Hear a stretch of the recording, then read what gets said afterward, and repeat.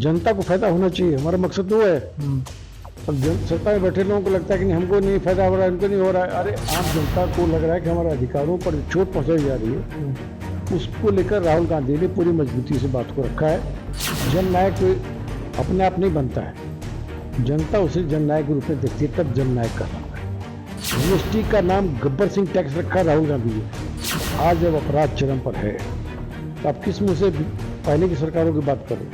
नमस्कार, मेरा नाम सानू झा है और आप लाइव सिटीज़ मधुबनी के झंझारपुर से देखना शुरू कर चुके हैं। हमारे साथ कांग्रेस के वरिष्ठ नेता प्रेमचंद्र मिश्रा जी हैं। अभी झंझारपुर आए हैं। राहुल गांधी और तमाम जो विपक्ष की जो अभी यात्रा, वोटर अधिकार यात्रा चल रही है, वो झंझारपुर होते हुए मधुबनी कूच करने वाली है। इसको लेकर के आप लोग सभी मुस्तैद हैं?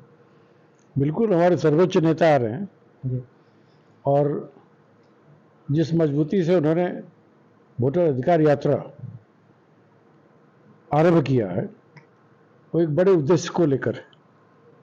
और आप देख रहे होंगे जहाँ जहाँ से यात्रा गुजरती है लोगों की भारी भीड़ उमड़ती है। हमारे गठबंधन के भी साथी इसमें शामिल होते हैं कई जगह पे। लेकिन राहुल गांधी ने जिस मजबूती से चुनाव आयोग के उन गड़बड़ियों को उजागर किया है, वोटरों को ये पता ही नहीं चल रहा है किसका नाम कहाँ है नहीं है। कोर्ट ने भी कहा है कि आप बताइए किसका नाम काटें और क्यों काटें, आप इसका प्रकाशन कीजिए, सब जगह चिपकाइए, वो नहीं हो पा रहा। ऐसी ऐसी बातें आ रही सामने कि अब एक घर से 250-300 लोगों का कैसे निवास हो सकता है, एक ही घर में विभिन्न जातियों के लोगों का नाम कैसे आ सकता है। तो गड़बड़ी बड़े पैमाने पर वोटर लिस्ट में हुआ है। ये चुनाव आयोग कई बार बीजेपी को फायदा पहुंचाने के लिए काम विभिन्न राज्यों के चुनाव में करती रही है। महाराष्ट्र में भी किया, अब बिहार में एक उसी को पुनरावृत्ति नए रूप में करना चाहती है। प्रियंका गांधी भी इस रैली में आने वाली हैं, स्टालिन आने वाले हैं, कहा जा रहा है हेमंत सोरेन भी आएंगे, अखिलेश यादव भी आएंगे। मैं बता रहा हूँ आपको, यह अभियान पिछले 17 तारीख से चल रहा है जी। अब स्थिति यह है कि अब ये एक बड़े जन आंदोलन का रूप ले लिया। बिहार में राहुल जी की यात्रा जब आरंभ हुई थी और अब इतने दिनों में एक लगता है ये बड़ा आंदोलन का रूप ले रहा है। आम जनता को लग रहा है कि हमारे अधिकारों पर जो चोट पहुंचाई जा रही है, उसको लेकर राहुल गांधी ने पूरी मजबूती से बात को रखा है।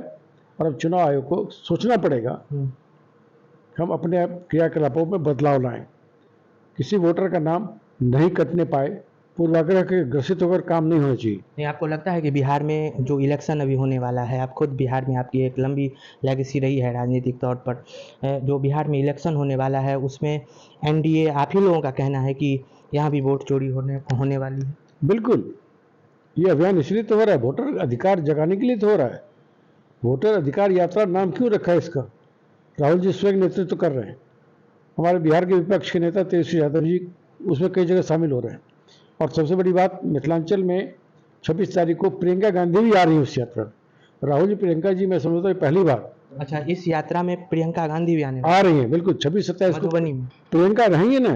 जब 26 को शुरुआत होगा, जब सुपौल से यात्रा मधुबनी जिला के बॉर्डर क्रॉस करके मधुबनी इन करेगा, यहाँ मोहना चौक होते हुए आप देखेंगे राहुल गांधी प्रियंका गांधी एक साथ निकलेंगे। ये एक बड़ी उपलब्धि है मिथिलांचल के लिए, और इतने बड़े प्रमुख देश के नेता एक साथ आपको दिखाई पड़ेंगे। तो फिर विजय चौधरी जो हैं, जो मंत्री हैं, उनका कहना है कि इस यात्रा से कुछ होने वाला नहीं है, बल्कि एनडीए को ही फायदा होने वाला है। बढ़िया है, वो मुगालते में रहे। इस यात्रा से जनता को फायदा होना चाहिए, हमारा मकसद तो है। अब सत्ता में बैठे लोगों को लगता है कि नहीं हमको नहीं फायदा हो रहा है, उनको नहीं हो रहा है। अरे आपको परेशानी है तभी तो आपको रिएक्शन देना पड़ रहा है। सत्ता में बैठे लोगों को घबराहट क्यों हो रही है? एक्चुअली ये सभी लोग राहुल गांधी से डरते हैं, राहुल गांधी की गतिविधियों से, उनकी बातों से लोग भयभीत होते हैं। राहुल गांधी ने इस अभियान को इतना बड़ा रूप दे दिया कि आप आने वाले समय में देखेंगे कई राज्यों के मुख्यमंत्री इसमें शामिल होने आ रहे हैं। तमिलनाडु के चीफ मिनिस्टर M.K. स्टालिन आ रहे हैं जी, तेलंगाना के CM रेवंत रेड्डी आ रहे हैं। तो एनडीए को कैसे फायदा हो? ये तो वो लोग जाने ना। इस अभियान में शामिल होने के लिए उत्तर प्रदेश के पूर्व मुख्यमंत्री अखिलेश यादव आ रहे हैं। हमारे जो कर्नाटक कांग्रेस के चीफ मिनिस्टर सिद्धारमैया जी वो आ रहे हैं। हिमाचल के मुख्यमंत्री सुखविंदर सिंह सुक्खू आ रहे हैं। बड़े बड़े नेता आ रहे हैं, क्योंकि वो सभी नेता इस आंदोलन में अपनी सहभागिता देना चाहते हैं और पूरे देश में इस अभियान का स्वरूप इतना बड़ा हो जाएगा, कहीं भी चुनाव आयोग गड़बड़ी करने के पहले 10 बार सोचेगा। अच्छा, इसी यात्रा के दौरान राहुल गांधी का एक उपनाम जो है और फेमस हो रहा है राहुल गांधी जी का। लोग जननायक का आप लोग ने एक पोस्टर जारी किया। अब एनडीए का कहना है कि आज जननायक बने हैं, फिर कल लोकनायक बनेंगे, फिर परसों जा करके राष्ट्रपिता हो जाएंगे। अब इस तरह की घबराहट उसमें है, तभी तो इस तरह की बात दे रहे हैं। जननायक कोई अपने आप नहीं बनता है, जनता उसे जननायक के रूप में देखती है, तब जननायक कहलाता है। राहुल गांधी जी इस देश में कश्मीर से कन्याकुमारी तक 4000 किलोमीटर पदयात्रा किया। क्यों किया? जनता के समस्याओं को जानने के लिए, उनकी बातों को सुना समझा। राहुल गांधी जी ने जो एक लंबी लकीर खींच दी है, वो किसी और नेता ने क्यों नहीं किया? भाई कोई क्यों नहीं पदयात्रा करते हो? लेकिन जननायक और लोकनायक तो एक ही हुए। मैं बता रहा हूँ, जननायक आदमी आदर भाव से कहता है। जनता से जुड़े, सरकार से जुड़े एक एक इशू इस देश में अगर किसी ने उठाया है, वो सिर्फ और सिर्फ राहुल गांधी है। जीएसटी का नाम गब्बर सिंह टैक्स रखा है राहुल गांधी जी ने। बताया किसी छोटे छोटे व्यापारियों को बड़े पैमाने पर प्रॉब्लम हो रही है, करों का बोझ डाला जा रहा है, समस्याएं बोझिल हो रही हैं, समस्याएं बढ़ रही हैं। अब 10 साल के बाद प्रधानमंत्री को राहुल गांधी की उस बात को मानना पड़ा और अब कह रहे हैं कि हम इसमें रिफॉर्म करेंगे। लोकसभा में इसी तरह की यात्रा हुई, आप लोग रिवाइवल किए, उसके बाद क्या लगता है कि महागठबंधन की सरकार जो है वो इस बार विधानसभा में आ जाएगी? निश्चित आएगी। बिहार के लोग नीतीश कुमार की सरकार और बीजेपी के साथ जो उनकी एनडीए की सरकार है, इससे परेशान है। कहीं भी रोजगार नहीं है, महंगाई बढ़ी हुई है, रिश्वतखोरी इतनी बढ़ी हुई है, बिना पैसे दिए आपको छोटे मोटे कार्यालय में आपका कोई काम नहीं होता बिहार में। और नीतीश कुमार जी, दुर्भाग्य से कहिए जो कहिए, शारीरिक रूप से इतने सक्षम नहीं हैं। 2-4 रिटायर्ड लोगों के माध्यम से, कुछ अधिकारियों के माध्यम से सरकार चला रहे। तो मुझे तो लगता है कि इस चुनाव में बीजेपी वाला कहीं जेडीयू को ही निगल जाए, स्थिति वो बन रही है। जेडीयू को निगलने की स्थिति हो रही है। बिल्कुल, बीजेपी की गेम प्लान हमको वही लगता है। बीजेपी कहीं न कहीं तिक्रम से इस सरकार को अपने हाथ में लेना चाहती है। हमारा जो अभियान चल रहा है वो आम जनता के हितों के लिए वोटर अधिकार यात्रा इसलिए चला रहे हैं। वोटर जागरूक हो जाएगा तो लोकतंत्र बचेगा। लेकिन नीतीश कुमार ने तो काफ़ी सारा पेंशन दे दिए हैं, महिलाओं को आरक्षण दे दिए हैं, बिजली दे दिए हैं। अच्छा, आपने मुझे याद करा दिया। मैं ही विधान परिषद में प्रश्न उठाया था सबसे पहले कि भाई अन्य राज्यों की तुलना में बिहार में जो वृद्धावस्था पेंशन है, महिलाओं का पेंशन है, जो विकलांग लोगों को हम पेंशन देते हैं, बहुत कम है, इसको बढ़ाया जाए।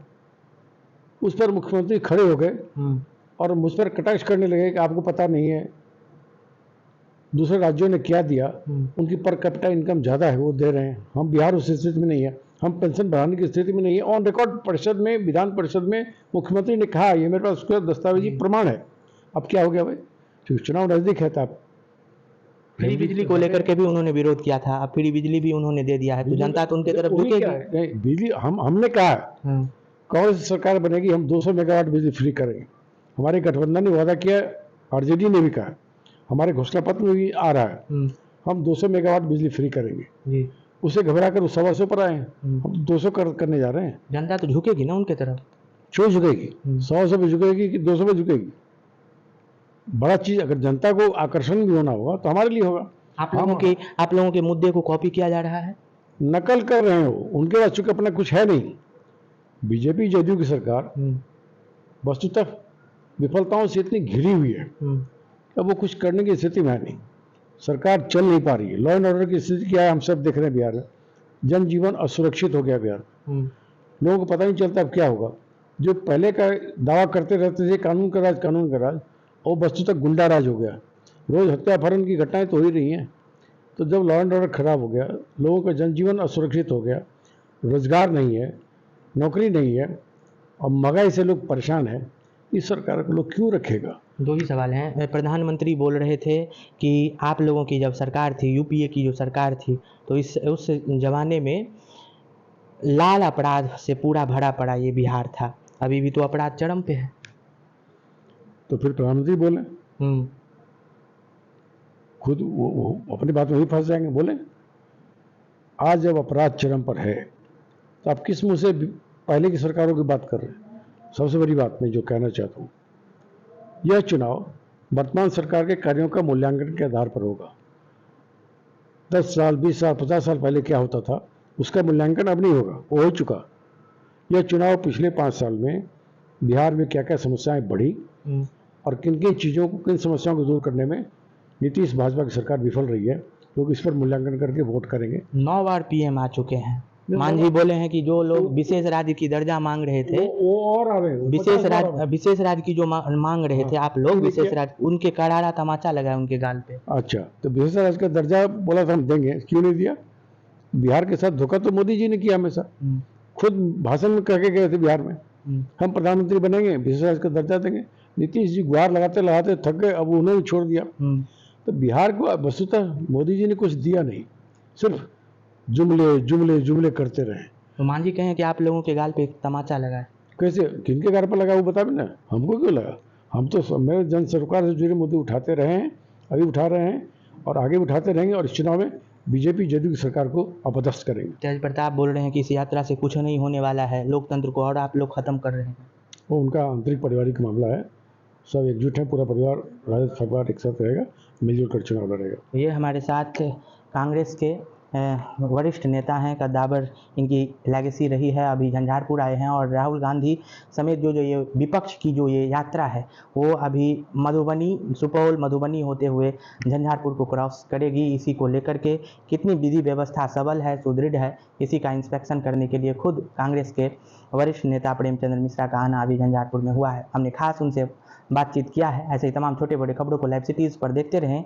तत्काल के लिए दीजिए इजाज़त। नमस्कार, धन्यवाद।